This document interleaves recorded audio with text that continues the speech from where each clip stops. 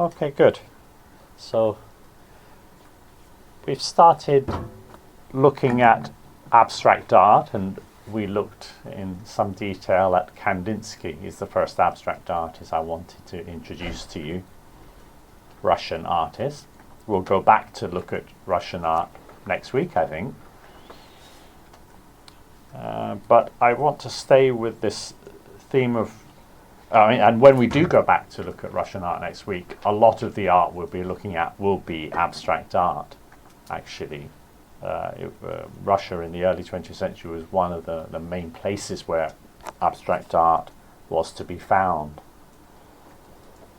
And I'm staying with this theme of abstract art this week, and I'm also looking in depth at one particular artist, as I did with Kandinsky, and that artist is Mondrian, the Dutch artist, born in 1874. So, abstract art is still popular today, but none of the artists who are making abstract art today were pioneers of abstract art, people who created abstraction as a language. For artists alive today working as abstractionists, like Frank Stella would be one, for example, American artist. For them, abstraction was already in existence as a mode of image making. It's almost like one genre amongst others. You can almost call it a genre in the same way as you can call still life or landscape a genre. What kind of work do you do? Oh, I do abstract. It's kind of just an available option. But at the time of Kandinsky or the time of Mondrian, there was no abstract art, and so these were the pioneer generations who had to bring it into existence. And as I've already said probably more than once, there is no one single road towards abstract art. There are many different roads towards abstract art. It wasn't really one thing, so it's worthwhile to look in depth at the route towards abstraction of more than one artist. Whereas Kandinsky took a route through colour to abstraction, to simplify it a little bit, you could say Mondrian takes a route through form to abstraction. There is colour in his works a lot of the time. Some are pretty much monochrome, but his signature style does involve colour, well, specifically three colours, red, yellow and blue, but colour is less central to his breakthrough to abstraction. Form is more important. So I put Kandinsky in a sort of coloristic tradition that started in the late 19th century with artists like Van Gogh and Gauguin, who break with naturalistic colour, and Matisse in the 20th century. You could say Kandinsky belongs in that tendency, but there's also a tendency from artists like Cézanne, interested in form primarily, and that leads to Cubism, to Picasso and Braque and the other Cubists, who are really very primarily interested in form, to the point where at a certain phase of Cubism you really don't see much colour at all. Kandinsky was an expressionistic artist. It's about expressing feelings, often elevated spiritual feelings. Mondrian, his art, I don't think you could really call it an expressionistic art.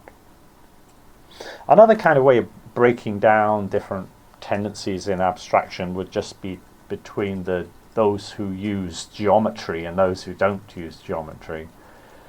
Because Kandinsky kind of he starts off as a non-geometric abstract artist, but at a certain point, because he comes in contact with other artists in Russia who were using geometric forms, hard-edged forms, then he starts to use a geometric vocabulary. Mondrian basically all the way through is closer to geometric forms. Just as Kandinsky, at least in that later phase, has this context in Russia of dialogue with other abstract artists, and before that he'd had a context of dialogue in Germany with other expressionistic artists. So Mondrian has a context of engagement with other artists. Specifically a group of Dutch artists called Die Stijl, Destijl, just meaning style. And these are artists like Theo van Doesburg, Bart van der Lek. We'll look at some of their work, but a little bit later I've chosen the approach of separating them out and putting them in a single box, putting Mondrian in a single box first, rather than seeing him as part of the group, because I want to see in depth his own route to abstraction. So I'm looking at him more in his own right, but you could look at him as part of a group, just as we could have looked at Kandinsky as part of the Blue Rider group, say, rather than looking at him in isolation. What Mondrian, I'm emphasizing differences really between Mondrian and Kandinsky, but there are similarities too. They both have a kind of innately sort of spiritual way of approaching art, or their idea of art's function. The motivation towards abstraction is a kind of spiritual, mystical motivation. We saw how with Kandinsky some of his works have a kind of apocalyptic imagery, borrowing from the Book of Revelations. There's nothing like that in Mondrian, no belief like that of a period of turmoil through which we travel to get to a new spiritual age. But still, there is some kind of belief in art's role in carrying you towards a heightened spirituality. Again, we're back to the main theme of the course, modernity and its discontents, and both of these artists in their different way are saying that the modern world is too materialistic. We need to somehow escape from that narrow materialistic worldview, and that art can be like a sort of channel that can help us to do that, both as artists but also as people who are looking at art. So I'm following him all the way back to very early work. This is Windmill in Moonlight, around 1907.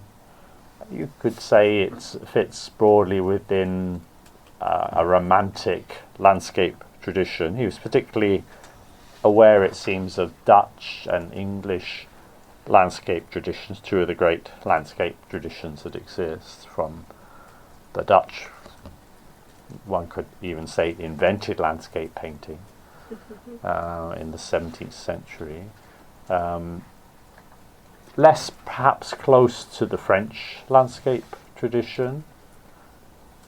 We tend to sometimes give prominence to one country's tradition. Like when we're talking about the Renaissance, there's a tendency to prioritize Italy and forget a little bit about what's happening in Northern Europe during that time. When we look at 19th century art, there's a tendency perhaps to emphasize French art, and forget a little bit the achievements of Northern European artists. But Mondrian's and artists seem to very aware of those northern roots in a way. And there actually was an art historian called Robert Rosenblum wrote a book called The Northern Romantic Tradition, in which he tried to link all the way from artists like the Romantic painter Friedrich, German Romantic painter Friedrich, through via artists like Van Gogh through to Rothko, the abstract expressionist. Maybe he pushed it a little bit too far in that book, but nevertheless there's something that can be said for that.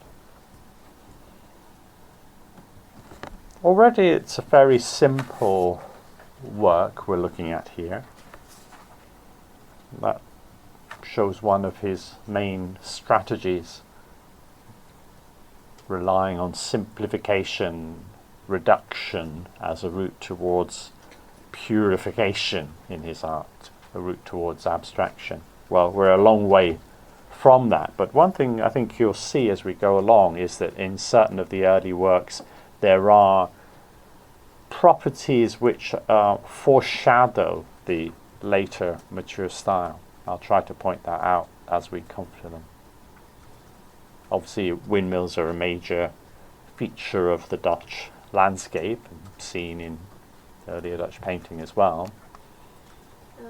Here it comes back in the windmill in sunlight. We've had a nighttime windmill in moonlight, now a windmill in sunlight.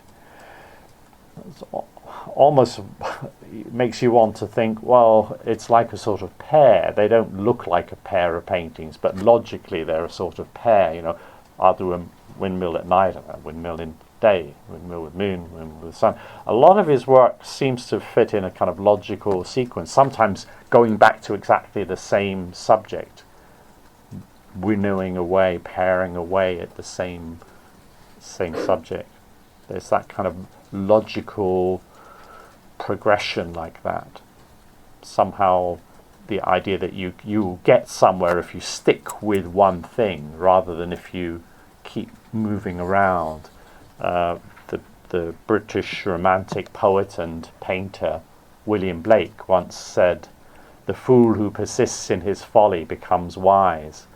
The problem for most of us is maybe we don't persist in our folly. We're foolish in many different ways. But if you're foolish in a kind of systematic, repetitive way, maybe eventually you find that banging your head against the wall is not the right thing to do. You'll become wise and you'll learn how to move beyond to the next phase. So maybe Mondrian's strategy is a bit like that. Stylistically, obviously, we're talking about something very different here. He's encountered modernism. We have to talk not about 19th century romantic painting now, but of late 19th century expressionistic use of colour, and even of early 20th century art in the same vein, maybe the art of the French fauve painters.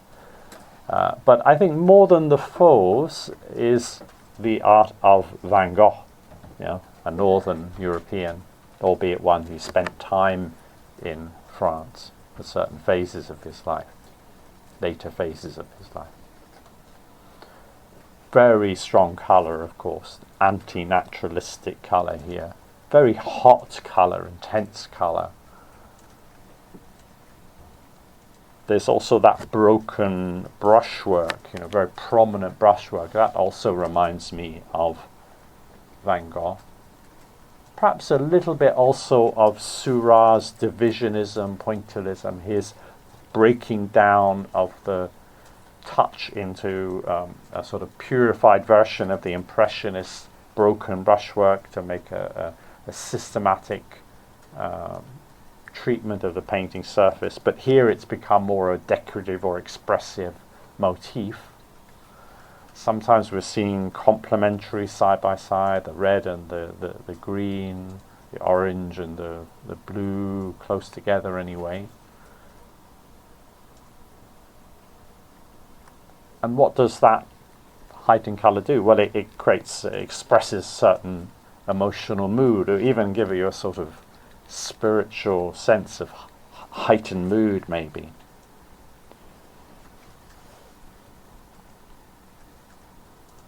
It's an important phase for Mondrian. It's the first phase where he's become a modernist of some kind, but it's not where he's going to end up. Sometimes you have to take a slightly circuitous route to get where you want to go. Something can be really important to you, but it's not what leads you to the most important thing later. Dune. These are sand dunes on the Dutch coast at certain points. There are, areas where there are a lot of sand dunes. This is the sea. So it's a coastal landscape.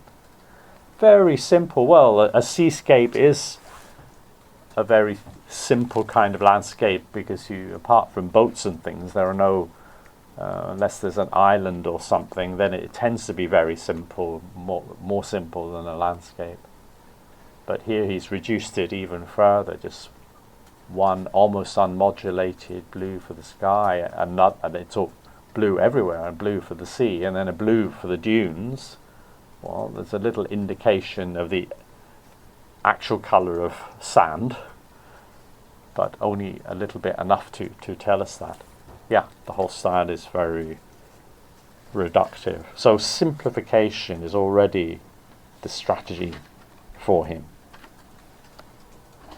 One can look back to the early part of the 19th century to think of influences. The greatest of the German Romantic landscape painters, Friedrich, his Monk by the Sea of 1807. So we're talking about 100 years earlier, really. Very, very simplified landscape here, isn't it? Just most of the painting is just sky, and not much is happening in the sky either. Just one single figure alone on the seashore, the monk. Because it's a monk, that brings up sort of meditative, religious, spiritual associations. You know, he's almost a representative of us within the world of the painting. You know, and I suppose the idea is nature is a source of spiritual succor, or a sense of sublimity, the vastness of nature, by showing the landscape that's very, very delimited. There are no trees framing, there's no path leading us back into depth. There's just the immensity, therefore sense of man's smallness in the face of nature. I think all this is somewhere in the background of Mondrian, trying to get rid of all the little distracting details that could grab your attention. Instead, you're just looking at nature in its vastness, not in its detail.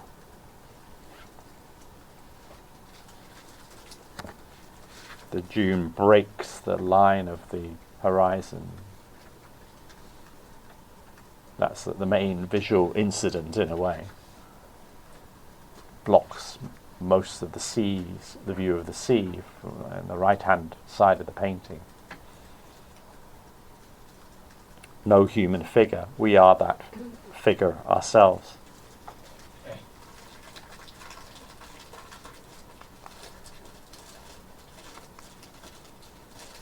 Just show you some more of the kind of scenery he made. There's a lot of horizontality in the Dutch landscape as a whole. It's famously a fairly flat country. It's not known for mountains, anyway. And the sea, of course, is a flat feature too. These are works I'm showing you that he painted on the Dutch coast in the area called Zeeland. Maybe it's less famous than New Zealand, but anyway, it's the original one. It's still one of the less sort of developed areas of what is generally a pretty developed country, actually. Even in the 17th century, Dutch landscape painting shows very much a man lived in, worked landscape, not a wild landscape. But in this very flat landscape, there are a few features, and here, when he does see a vertical feature, it interests him. So here's the church tower at Domburg, one of the towns in the Zeeland province, or whatever it's called. Yeah, 1911. He would spend the summer down there. Artists would often like to do this sort of thing. So escaping from the city. It's quite a harsh landscape, actually. The wind can be coming in very strong off the sea. So a fairly wild sort of feel. So one thing I'm seeing here is this emphasis on verticals and horizontals when he can find them, a vertical, and some, apart from that, horizontals. And that's something that will be there in his mature work. You know, it's a dominant feature of his mature work, is the vertical and horizontal lines in dialogue. But I'm suggesting it's already there in the earlier works. There's the actual church in Domburg. He's cut the spire out of the image. That gets rid of diagonal lines, doesn't it, and emphasizes horizontality.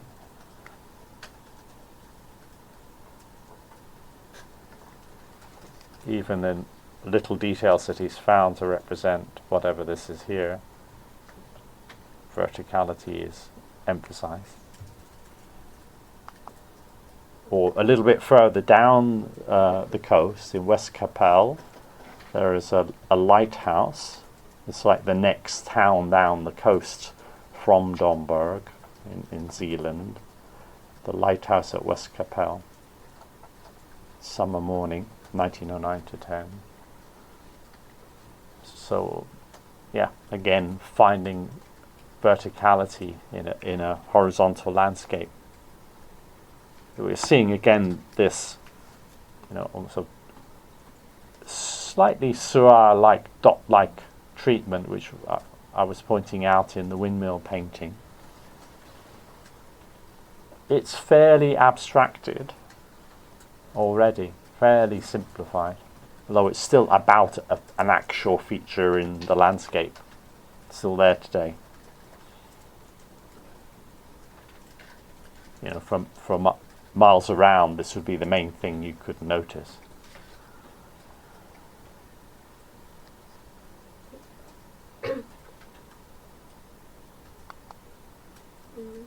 Going back to a very early, I'm jumping a little bit in time here, gone back to 1898, so I'm actually showing you one work from the 19th century by Mondrian, the village church.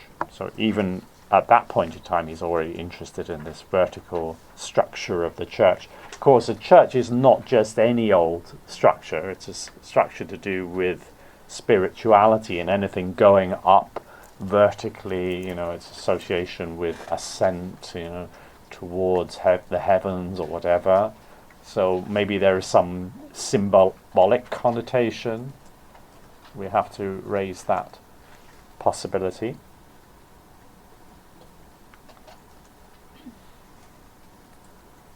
About this interest in horizontals and verticals, looking at some picture of some trees along a canal bank or a river. Gain is the name of the river. I think you could say it's a canalized river. It's a river whose course is being controlled to some extent. Become a route of transit. This is a very much, the Dutch landscape in so many ways is a man-made landscape.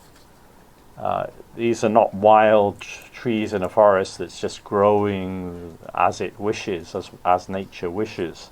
These are trees that have been carefully planted and probably pruned by human beings. They would, here, this tree, you have a sense that it's been cut down to here. Why would they do that?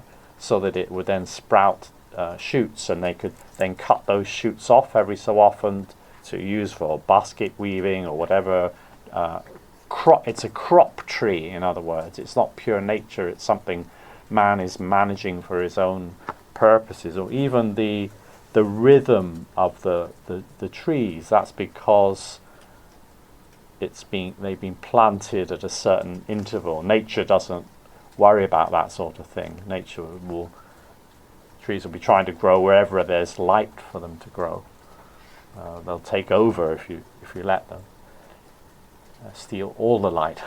But here they're carefully controlled. So the sort of the rhythmic intervals are to do with the man-made landscape. Well, he extends the horizontal the vertical forms of the trees into their reflections, thereby managing to create a kind of grid-like structure of the whole composition. Obviously there's a horizontal of the river bank. Actually, we're seeing two water courses here, maybe even three, a little one here. So all this multiplies horizontal, so that there isn't just one horizon line. And even in other places, at the level of brushwork, he's sort of, as much as anything else, he's creating horizontal emphasis. So he's definitely thinking very much in terms of a composition, in terms of bringing horizontals and verticals into quite an overt, as I say, grid-like compositional structure. He's still painting the world around him, but he's already very interested at the level of form in these grid-like structures, clarifying, de-emphasizing any line that isn't vertical or horizontal. Well, there are some, but they're just there as complicating accents, maybe, from the main story. And here he's coming back to the same subject, literally the same river, trees on the Gyn, just a few years later.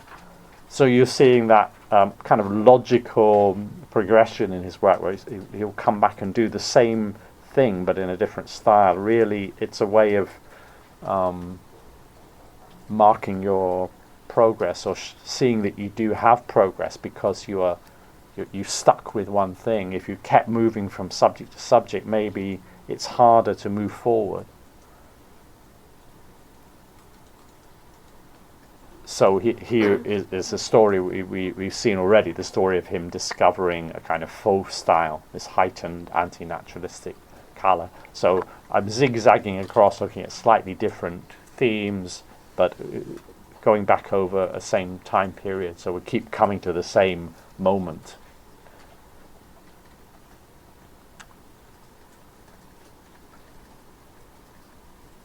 So it's an evening sunset scene, one imagines.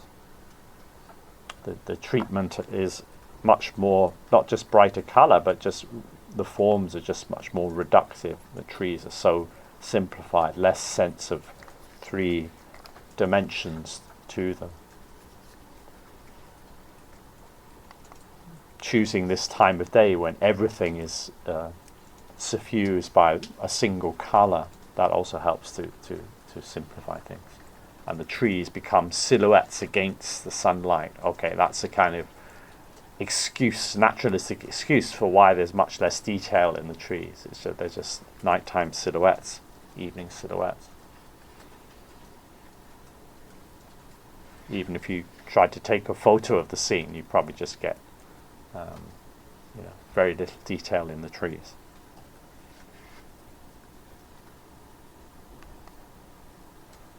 The subject of the tree is something that interests him a lot in these years. It becomes one of the subjects through which he finds his way towards abstraction.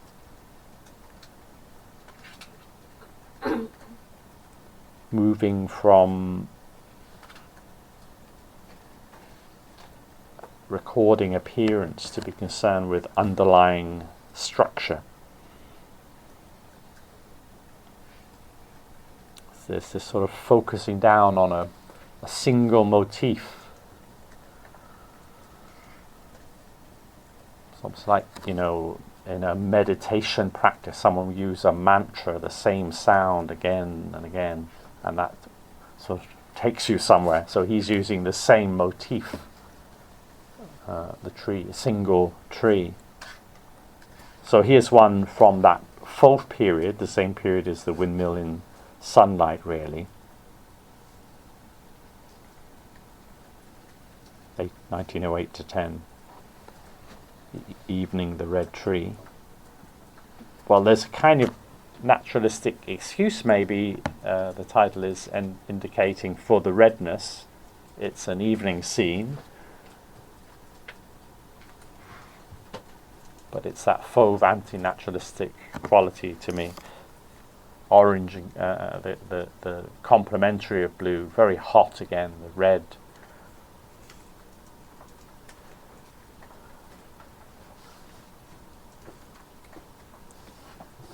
Few indications of leaves maybe, but mostly his interest is in the branches, very complicated rhythm of the branches of the trees, and the spaces in between become quite significant. When we're looking at a tree, maybe we're going to be interested in the tree, not the spaces in between, but the branches. But when you're making a painting of that same tree, then of course as an artist you have to consider the empty spaces just as much as the positive spaces, the voids as well as the forms, to keep them all in balance. You get a sort of single energy coming and then breaking down into smaller channels.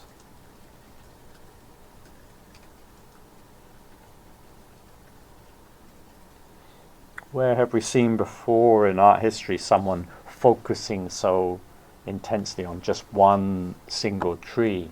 Well, we don't have to look very far. It's Van Gogh. You know, he often made images of flowering fruit trees. There's a whole sequence of images like this that belong to his phase just after moving to Arles in Provence in the south of France. Just as spring is arriving and the fruit trees are in blossom, he's painting them again and again until there's no more blossoms to paint. And there's that sort of intensity of concentration on a single tree. So given the heightened colour, which of course is also traceable back to Van Gogh, I think that's what we're seeing an influence of here. I'm calling it fauve. It's like the heightened colour of the French fauve artist, but actually it's traceable back to the style of Van Gogh.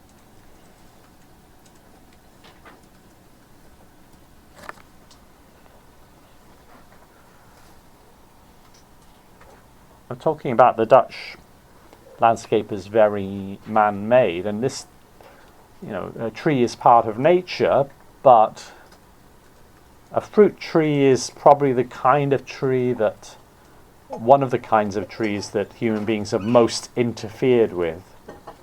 Someone who's in charge of this tree has carefully pruned it as it grows, so the branches will be quite separate one from another. Make sure there's not too many branches so that the fruit will grow small, but make sure there's enough branches. The goal is to maximize the productivity of the tree as a fruit-producing plant over the years.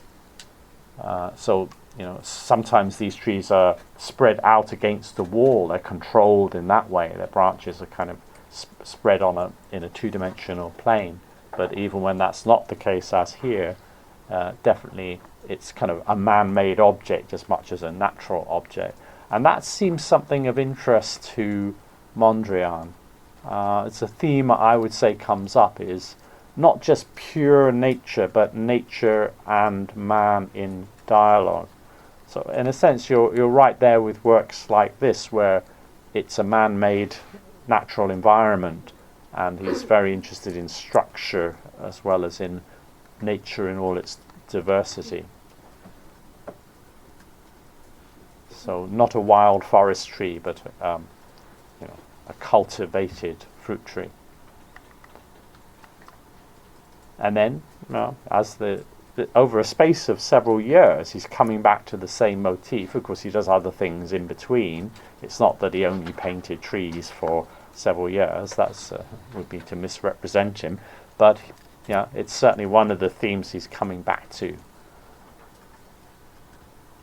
And we can see what fairly quickly is proved inessential here, and that is colour. It was quite important. It was really important, maybe as a sort of liberation of his art at a certain point, making him a modernist. But then, actually, he doesn't really need that. That's part of the ballast that he can throw out in order to go higher. like a ballooning metaphor. But the interest that was already there in the first work we saw in the rhythm of the branches is, once you get rid of one thing, the other things become clearer. You're not losing something by cutting something out. You're gaining a concentration on what is of interest to you. So the rhythm of the branches, and it becomes less. It's still a tree, but it's less about the rhythms of the branches of a tree and more about the rhythms of forms on the surface of a painting. It's about art, not just about trees, much more so. Partly the space has become much flatter. You're very much aware that it's a flat surface. We can still tell it's a tree. The spaces in between are very important. The spaces in between are almost as solid as the branches are. They have their own kind of factual quality to them. They're just as brushed as the marks to represent the tree branches. So they're in play. Negative forms speak as loudly as the forms themselves. So movement towards monochrome, and what's happening here is, of course, that he's becoming aware of the French Cubist artists who also went through this monochrome phase, as I was saying. At a certain point, they threw out color or reduced color in order to emphasize form. He'd become aware of the Cubists before he even went to Paris, which he did. He was in Paris by 1912. He'd seen works by Picasso and Braque by 1910, but after he moves to Paris, he has some kind of personal contact with the Cubist circle. But through these years, he's taking this subject, the tree.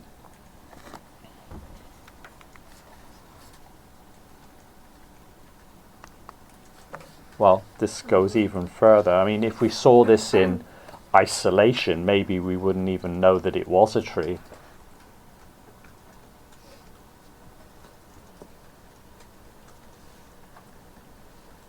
But in sequence we can tell. It's a kind of pared down version of the previous one. Flowering apple tree, he's calling it, 1912. So about a year's difference from the previous one.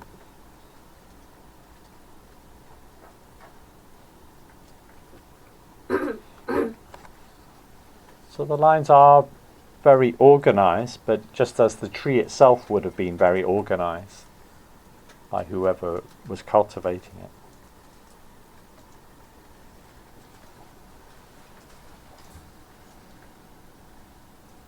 Stripping away the accidental, or stripping away the contingent, stripping away the superficial.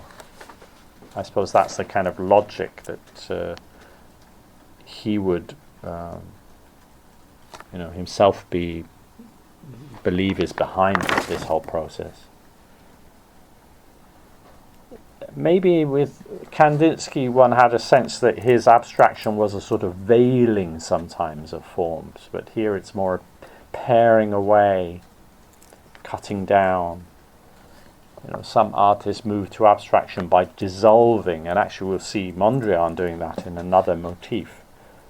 But you can also get there by breaking things down. Cubism is a kind of fragmenting logic. And here he's in dialogue with that.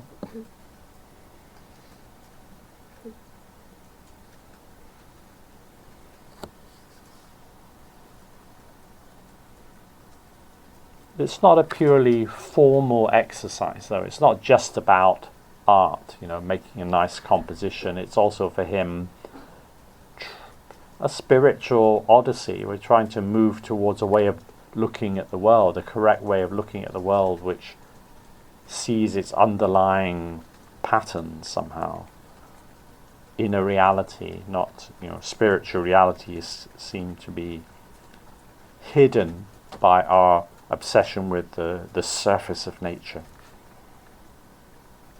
Let's try to penetrate towards the essence of nature.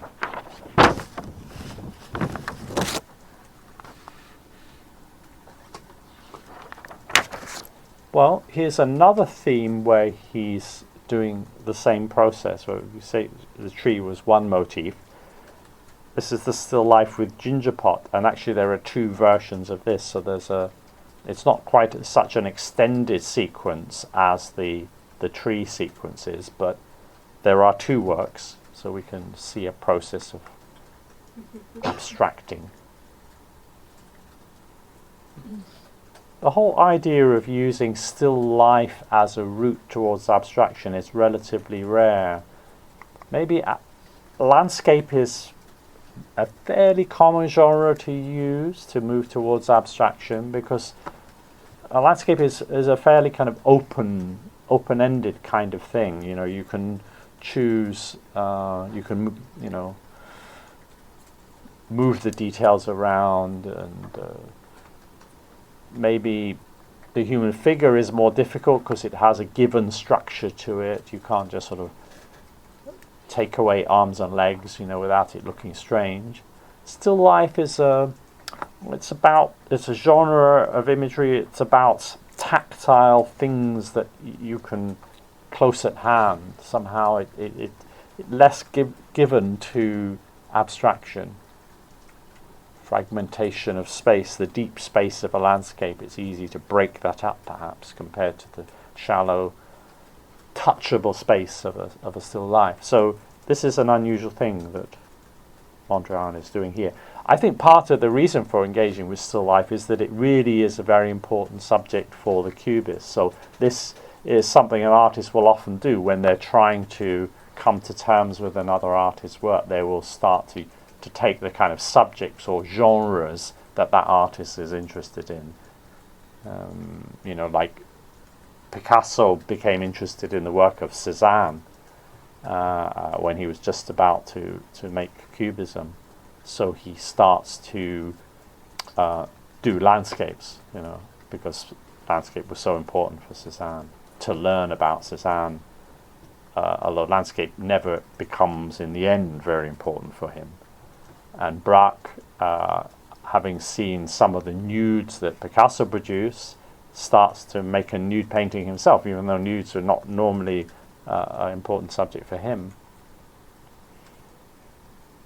So again, we have this pair of works that we can see this abstracting process. It's the same. So we're testing out, getting a better sense of what this process is by looking at it in more than one theme. And we can see, one thing that happens is a kind of flattening out, a greater two-dimensional quality. And that's something that will continue. His later works are pretty two-dimensional. And we see this movement towards emphasizing verticals and horizontals.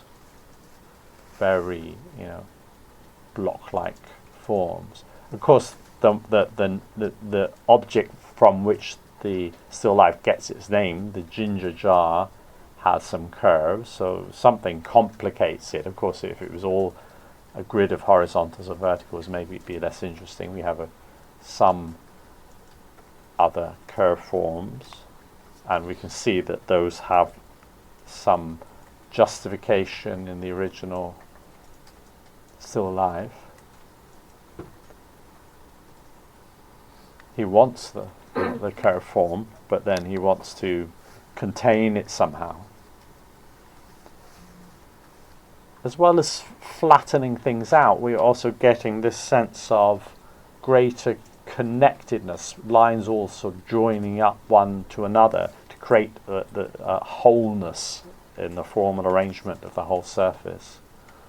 A little bit more, because we can, in the first version, we're more aware of individual objects. Separateness dominates, and there's a greater sense of space. flatness creates a greater unity already, but then connecting up all the lines creates a certain greater compositional integrity, if you like.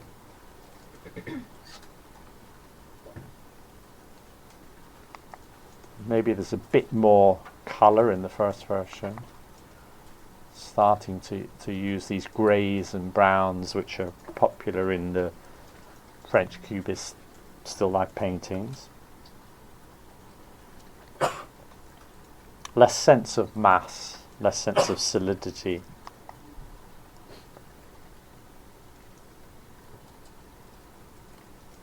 He's making a painting, not representing objects. The structure is the structure of the painting, the internal structure of a painting, rather than the structure of actual objects seems to be what's more important. He's never a pure Cubist. He's very influenced by Cubism. We're seeing that here, but it's not purely Cubism. He's always keeping a little bit of distance from Picasso and Braque's approach to the art. It's much more linear than, say, this Picasso portrait of Kahnweiler. This is fairly linear as Cubism goes. The strong sense of line here, for instance. But Picasso and Braque much more have this sense of solidity, of form. That form may be very broken up, but nevertheless you have a sense of a sort of tactile thingness there. Three-dimensionality. All the cues of three-dimensional form, there's the shading is different on each plane, so it doesn't add up to a coherent sense of a modelled form, but nevertheless, because of the shading, you do feel it's more three-dimensional. There's no shading here. I suppose you could call these planes, but they're not quite planes in the same way as I would want to call these forms planes. In a Picasso and Braque paintings, often you get a sense of slightly different viewpoints, shifting viewpoint on the same object. And that introduces a kind of time dimension into the work, which is not there in illusionistic painting. But for Mondrian, you don't really quite get that sense of different viewpoints on the same thing. There isn't that kind of multiple viewpoint effect.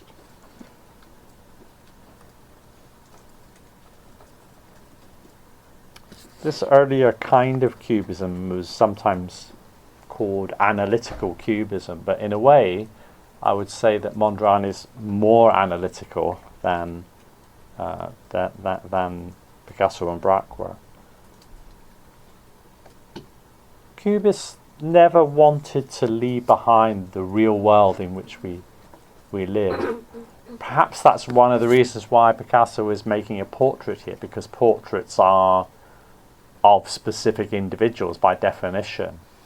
So if you wanted to make your way to abstraction, probably portraiture is not going to help you. I think the reason Picasso is representing an individual is because he's staying with portraiture, is because he doesn't want to go to abstraction. He wants to balance a sense that you're looking at shapes and colours of forms with the sense of those forms representing something. They may not resemble in an illusionistic way, but they still talk about the world. So Picasso and Braque, when their works became a little bit hard to read, as they already are in a work like this portrait of Kahnweiler, their next step was to bring it back to greater legibility, and they did that through introducing collage, actually sticking real-world objects into the painting, sometimes just to represent themselves, a newspaper to represent a newspaper. That's realism, if you like. So it brings back legibility. They once the possibility of abstraction starts to come up, they go back away from that.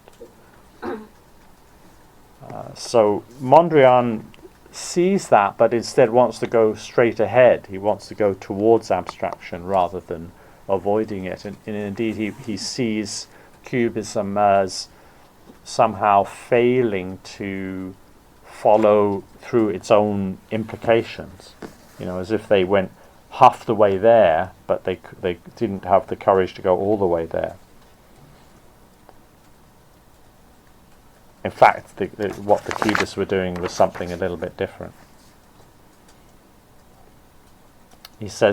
Mondrian says, gradually I became aware that Cubism did not accept the logical consequence of its own discoveries.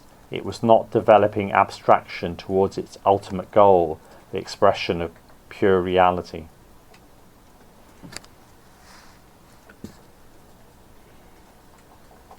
So that's his sense of taking Cubism, but Cubism using it for his own goal. Borrowing a language, but using that language for something else, or seeing implications in the language that the original creators of that language didn't choose to follow through. So there's no collage in Mondrian's work, no moving back to reality in that later so-called synthetic phase of Cubism.